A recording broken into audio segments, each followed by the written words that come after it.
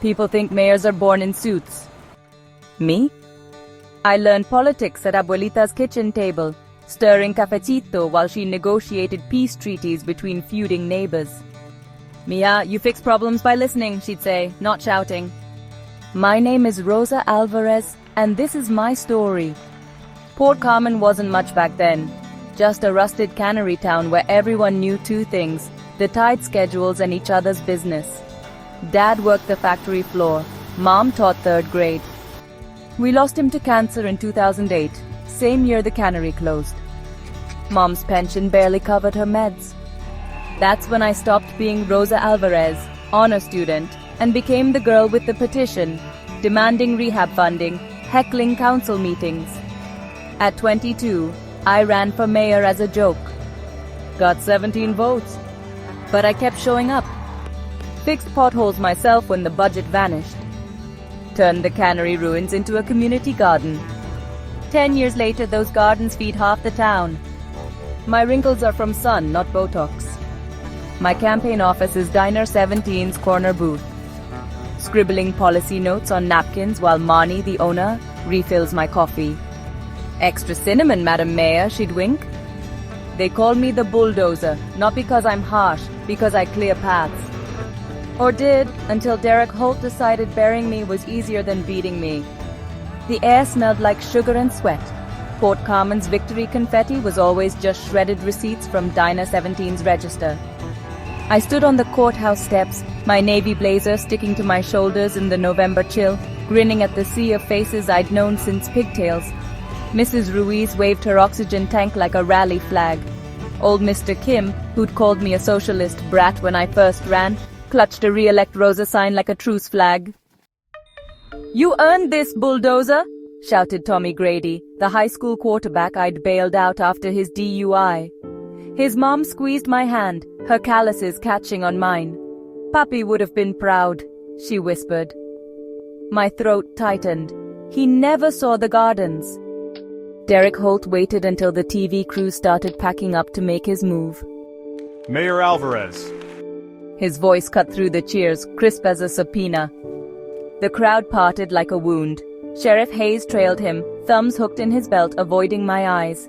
My stomach dropped. Hayes had taught me to shoot cans off the cannery fence when I was 12. "Evidence of systematic vote tampering. The mic screeched feedback. Over 4,000 ballots switched in the final hour, all traced to your campaign office." Lies. I turned that office into a free daycare last summer. Then he dropped the twist. "We have a witness." Maria Sanchez stepped forward, her nurse's scrubs rumpled. The crowd murmured. Maria had organized tamale fundraisers for my campaign. Her son, Luis, played in the community garden while she worked doubles at the clinic. I saw her. Maria stammered, tears streaking her mascara. Rosa told me to delete the audit logs. She said they'd deport my Luis if I talked. The crowd erupted. Tommy's mom yanked her hand from mine. "Maria, why?" I choked out. But Derek was already playing surveillance footage.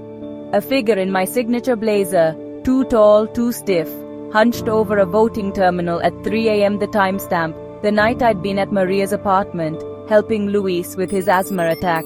"Deep fake," Jake Torres would snort later, rolling his eyes at Derek's B-movie CGI. But in that moment under the courthouse's flickering floodlights, even I almost believed it. "Sorry, Rosa." Sheriff Hayes cuffed me with trembling hands, he muttered. Behind him, Derek smirked, then froze as Maria's sob hitched, raw and jagged. A real sound in his rehearsed nightmare. She's lying for him. But why? The last thing I saw before the cruiser door slammed, Luis hiding behind a news van, clutching the toy tractor I'd bought him, his tiny face crumpling. The bean and leaf smelled like burnt espresso and regret. I'd been scrounging shifts there since the suspension, washing mugs while Marnie's niece, a Derek devotee, glared at me from the register. Fraudster specials on the menu board. Decaf justice. He found me on a Tuesday, during the lull between the lunch rush and the AA meeting that met in the back booth. "Mayor Alvarez, I know you didn't do it." I kept wiping the counter. Tell that to Yelp. Derek rigged the machines. Here's how. He flipped open a laptop plastered with stickers. Ketral assault plus defeat. This machine kills fascists. A faded Bernie 2016. The screen lit up with lines of code, surveillance stills, and a familiar face, Maria Sanchez, entering Derek's lakeside condo at midnight. Wait. Maria's involved. Involuntarily. He zoomed in on her hands, clutching a pill bottle. Her son's leukemia meds, $1,200 a month. Derek's been donating until she played ball. My chest ached. Luis's cough that night hadn't been asthma. Who are you? Jake Torres. I hacked your school board last year, fixed the attendance system so they couldn't expel my brother. He rubbed his neck, sheepish. Got community service? Judge made me audit the voting software. That's how I found Derek's back door. He pulled up a video, Derek's tech lackey installing malware called VoteShift into the county server. It's a weighted algorithm. Flips votes to your name in races Derek's cronies don't care about, mayor, school board, to make the fraud look like your power grab. Meanwhile, it funnels state and federal votes to his pals. The numbers danced. Dark money, shell companies, all flowing through Port Carmen. Why risk leaking this? His cocky grin faltered. He swiped to a photo. Jake, maybe 14, grinning beside a woman in nurse's scrubs. Maria. She's my aunt. Derek threatened Luis to control her. And me. His knuckles whitened. He found out I was digging. Sent goons to trash my mom's bakery. Said next time it'd be her knees. The screen flickered to a live feed. Derek's office. Empty.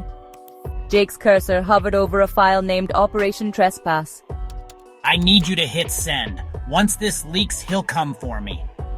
But you've still got the town's heart. Even now. Outside, a sheriff's cruiser rolled past. Jake tensed, slamming the laptop shut. Meet me tonight, Dockside Warehouse. And Mayor? He tossed a flash drive into my apron pocket. A pixelated bulldozer meme from my first campaign. Wear something no one expects. Code red at the Harvest Festival. Port Carmen's annual Harvest Festival has turned into a political battleground. The town square is alive with pumpkin carving contests, cider stands, and a stage where Derek plans to unveil his new vision for the town. Strings of lanterns cast a golden glow, contrasting with the tension crackling beneath the festivities. I lurked at the edge of the crowd, disguised in a mechanic's jumpsuit. Jake's something unexpected. My earpiece crackles with Jake's voice. Derek's speech is a setup.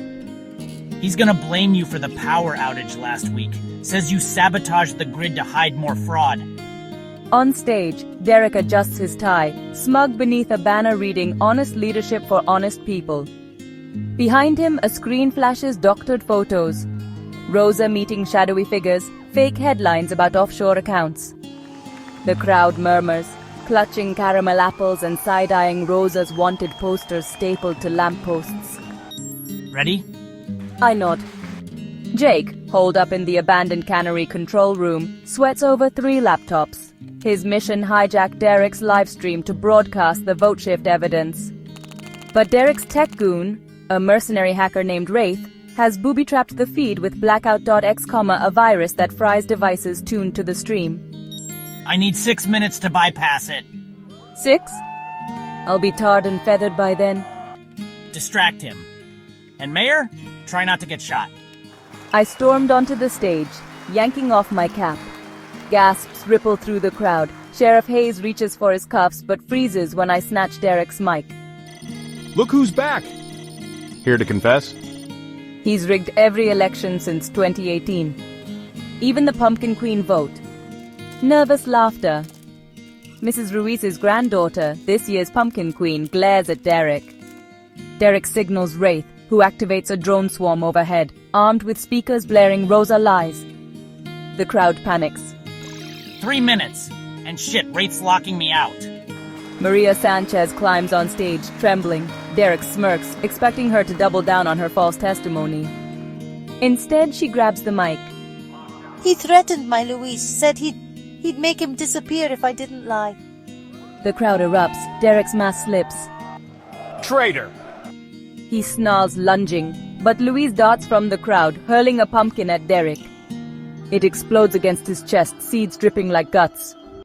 Now! Sheriff Hayes' jail cell security cam footage, leaked later by Jake, shows Derek smirking at 3:17 a.m., humming La Cucaracha as he scribbles a phone number on the wall. The guard? A rookie named Deputy Cole, whose sister conveniently landed a cushy state job the week prior. The escape step 1. A black SUV crashes into a power station, plunging the jail into darkness.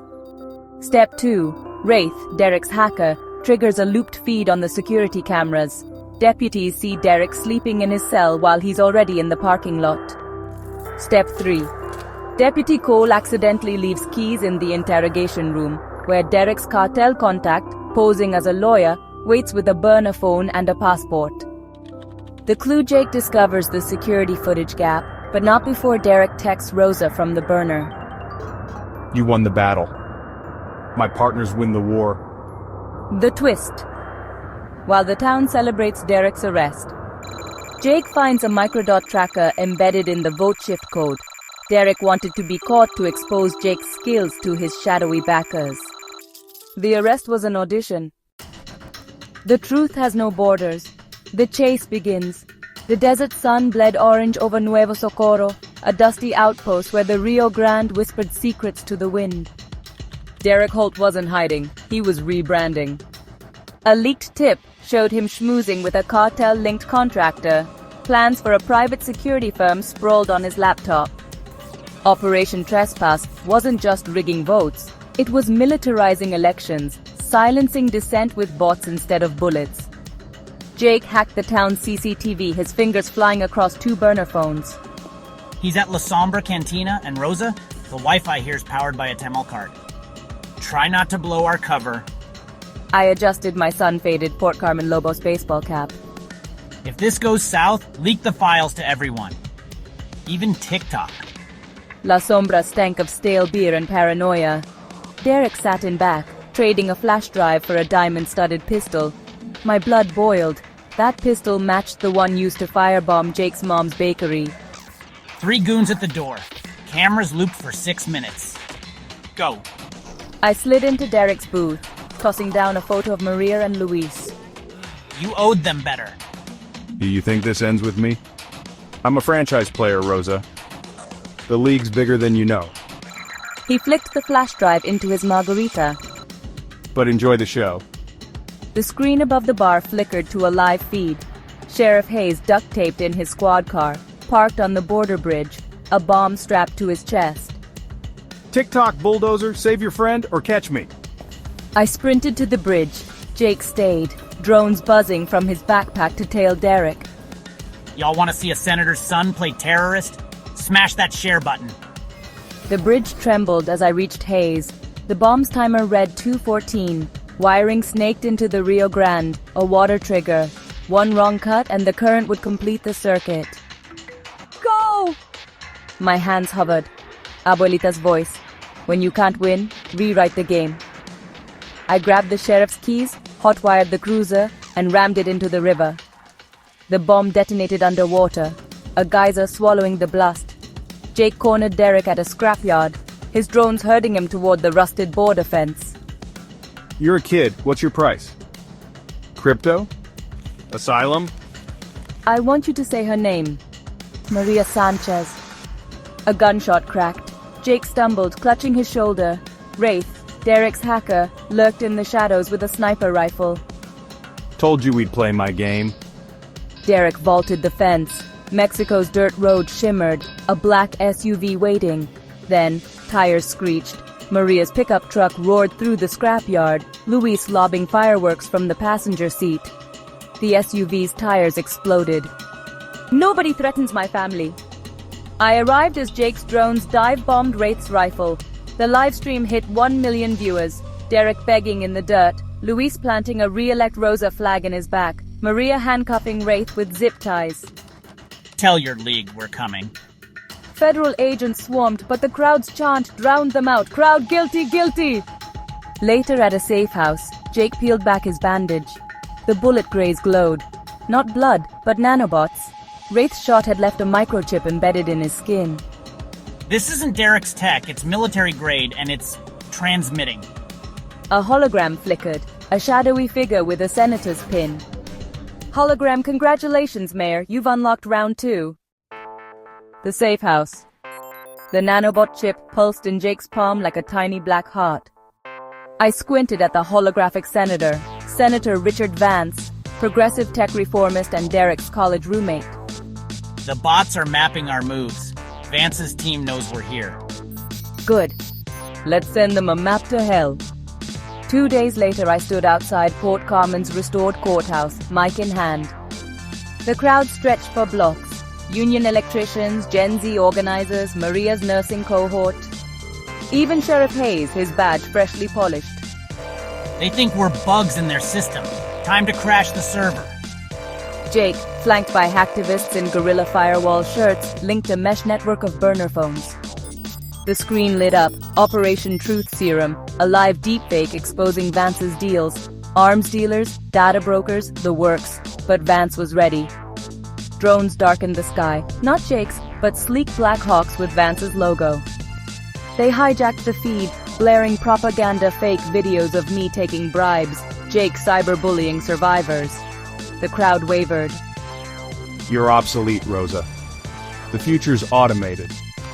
Jake's hand shook, the nanobots in his shoulder now syncing with Vance's tech. I can't fight it. You're not a machine, think. What's Vance's weak spot? His ego. Jake fed Vance's AI a paradox, a code loop masquerading as a legacy file about his dad. The senator's face froze mid-sneer, his system overloading as it tried to delete evidence that didn't exist. Watch a billionaire melt. The crowd rallied, phones raised like shields, broadcasting the glitch to every senator's donor. Vance's empire crumbled in real-time, stocks nosedived, allies disavowed, his wife's resigned, Dick tweet going viral. Derek, now a federal witness, emerged from a van, pallid and cuffed. Vance made me his fall guy. The fraud, it was always about land. Privatize the border, sell it as security. Cobard. Maria hurled a tamale at his head. The crowd cheered. 1 month later, I'm mayor again. My first act outlawing private election tech. Jake's nanobots became a vaccine tracker app, his community service commute done via drone. Maria opened a free clinic. Luis, her first volunteer, wore a future mayor pin. Port Carmen's gardens grew wild, feeding 3 towns now. At dusk, Jake and I sat on the cannery roof, scrolling memes of Vance's perp walk. Think they'll ever stop coming? Nah, but next time, we'll be the ones updated. The seed spiraled into the soil below, where a dozen kids, hackers, dreamers, Luis, were already planting something new. Democracy's a beta test. But the people? We're the eternal update.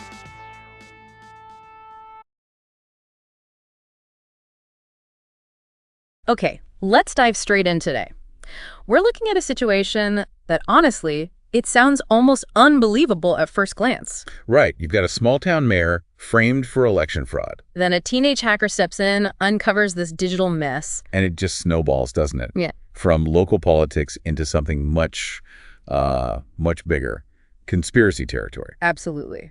This is the story of Rosa Alvarez, the mayor of Port Carmen. We're unpacking the alleged election fraud, the investigation, everything that followed based on the narration we've got here. And it's quite a detailed account. It really is. It paints a vivid picture. So, let's start with Rosa. Who is she, according to this narrative? Well, she's painted as really deeply rooted in Port Carmen. They call her the bulldozer, Paris. Oh, okay. That's a nickname. It is. And it suggests she gets things done. You know, the story emphasizes she's not some distant politician. Very hands-on, built trust, fixing roads, parks, that sort of thing. Humble beginnings. So she's established, respected, someone the town knows. Exactly. Which makes the accusation hit so much harder. Yeah, let's talk about that. The scene is set, her victory party, everyone's celebrating. A real high point for the community, you'd think. And boom.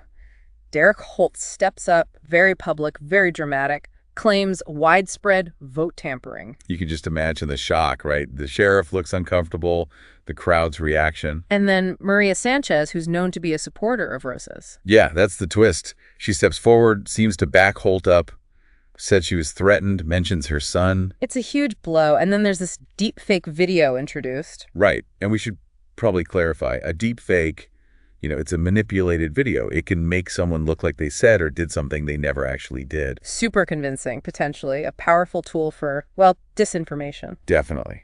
It raises that question immediately. How do you fight back when the evidence itself might be fake or someone's being forced to lie? Which is where Jake Torres comes in, the teenage hacker. Kind of the unexpected hero figure entering the scene. Yeah. Introduced in a coffee shop, I think. Yeah. Feels like a turning point. And his motivation isn't just random hacking, is it? No, that's key. It's personal.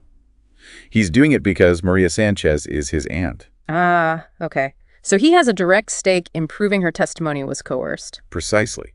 It gives his technical skills real weight in the story. And he's not just some kid messing around. It turns out he actually audited the school board's systems before. Yeah, for good measure, apparently. And that led him to look into the voting software they used, VoteShift.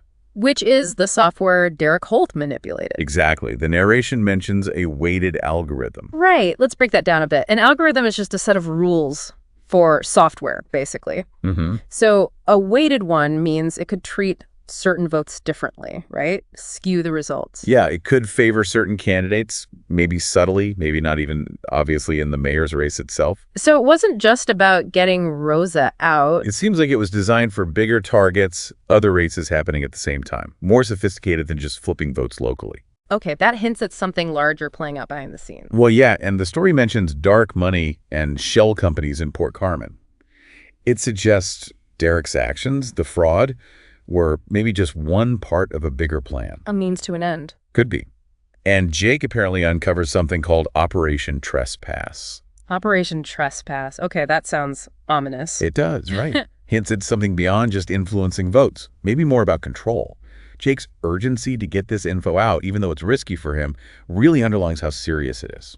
Which brings us to the Harvest Festival. This is where things really boil over publicly. Oh, yeah. Total chaos. You've got the festival atmosphere, Rosa in disguise. Jake definitely has a dramatic flair. He does. And Derek's giving this speech, showing doctored photos. There's even a drone swarm mentioned. It escalates fast. But the absolute crucial moment there is Maria, isn't it? Totally. Her finding the courage to take back her forced testimony in public. That must have been incredibly powerful, just cutting through all of Derek's lies. Raw emotion versus calculated deception. And then Louis and the Pumpkin. Right. Can't forget the pumpkin, a little bit of that small town direct action. You could call it that. It's interesting, though, this mix of high-tech and low-tech. How so? Well, you have Derek using things like blackout.exe, probably malware to disrupt things, right? Okay. But the counter, Jake uses an old air raid siren to broadcast the truth. Huh. Resourceful. Using what's available. Exactly. It shows that community ingenuity can still fight back against sophisticated tech manipulation. And Jake managing to recover the evidence after someone tries to wipe it clean, that speaks volumes about his skills. So Derek gets exposed, arrested, but it's not over. Not even close. The story throws another curveball. The jail scene. Yeah, the footage shows Derek looking pretty smug. Deputy Cole seems suspiciously incompetent. It all screams planned escape. And then that text message to Rosa, my partners win the war. Chilling. Yeah. It immediately tells you Derek wasn't the mastermind. He's part of something bigger. And the microdot tracker they find on Jake, what was that about? That's a brilliant twist. It suggests Derek let himself get caught. Why? Maybe to show off Jake's abilities. Like, look what this kid could do, almost turning his own arrest into a recruitment pitch for this wider conspiracy. It's pretty unsettling. Okay, so the plot thickens considerably, leads to the border town confrontation. And this is where the stakes just go through the roof. Operation Trespass is revealed. What is it exactly? According to the narration, it's a plan to set up a private security firm linked to cartels. Whoa. Okay, that's way beyond election fraud. That's militarized political control. Absolutely. Privatizing security, potentially the border itself. Jake's still hacking away. Rosa's still determined, but they're in seriously dangerous territory now. The cantina standoff, the bomb targeting the sheriff. The pressure is immense. They're trying to break them, clearly. But Rosa remembers her grandmother's advice. Yeah, when you can't win, rewrite the game. which leads her to ramming the police car into the river to neutralize the bomb. Desperate times. but effective. And Jake's live streaming this. Bringing it all out into the open, transparency as a weapon. And then Maria again. Yeah. With the pickup truck and fireworks, this family does not quit. Huh. No kidding. The citizen's arrest by Maria and Louis must have felt pretty good. A moment of triumph, for sure. But then, the nanobot. Right. Found in Jake's shoulder. This introduces the real villain. Senator Richard Vance. The guy pushing for tech reform, seemingly progressive. Turns out he's behind the whole thing. Classic reveal. And the tech being described as a military grade. That tells you the scale of the resources involved. This isn't small-time corruption. No, this is high-level, powerful forces at play. Which leads to the final act, the People's Update. Which is all about turning the tables, using tech and community for good. Rosa pushes to outlaw private election tech. Jake repurposes the nanobots for vaccine tracking. Yeah, turning a tool of control into something beneficial. Reclaiming the tech. And the Operation Truth Serum deepfake they use against Vance. Fighting fire with fire. Giving him a taste of his own medicine. But Vance fights back, of course. Yeah. Drones, propaganda. The fight against misinformation isn't easy. It's ongoing. What seems crucial in the resolution, though, is how human connection and just smart thinking beat the tech manipulation in the end. How do you mean? Well, even when Jake is kind of compromised by the nanobots, it's Rosa who figures out Vance's weakness. His ego. Exactly. They exploit that to overload his systems and expose him live with everyone watching and reacting. Collective action brings him down. And Derek finally confesses the motive behind it all. Yeah, confirming the goal was privatizing the border, using security fears as the excuse. The election fraud was just step one. Wow. Okay, so let's try and pull the key threads together for everyone listening. All right. We started with Rosa, the trusted mayor, framed using pretty advanced deepfakes, and Maria's coerced testimony. Then Jake, the teenage hacker motivated by family, digs in and finds the dodgy vote shift algorithm, hinting at a much bigger conspiracy. The Port Carmen community rallies, leading to that chaotic Harvest Festival showdown where Derek's fraud is exposed, partly thanks to Maria's bravery. But Derek's arrest is a fake-out, revealing he's just a pawn. Which leads to the border, Operation Trespass, and the huge reveal. Senator Vance, the supposed tech reformer, is the real mastermind. His goal, a chilling plan to privatize border security, leveraging fear and technology. Key moments to remember.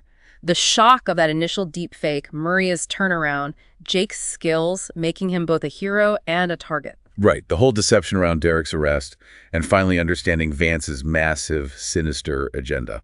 So bringing it back to the listener, what are the big takeaways here? Well, I think it's a powerful story about community resilience, isn't it? How ordinary people, a local mayor, a kid hacker, a worried mom, can actually stand up to serious corruption and misinformation.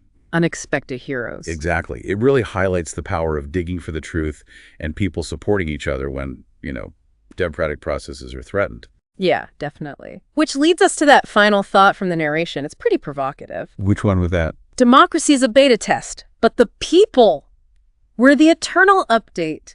Ah, right. That's interesting. What does that mean, you think? Especially after hearing this whole story. Well, maybe it suggests that systems, like democracy, they're never perfect. They have bugs, vulnerabilities, like a beta test. Okay. But the people, through engagement, through learning, pushing back, demanding better, they are the constant force for improvement, the update that keeps the system evolving, hopefully for the better. So it puts the onus on us, on people being vigilant, adaptable. I think so. It invites you to think about how easily things can be manipulated, but also about the power of collective action and critical thinking to counter that. What's our role in being that eternal update, something to chew on?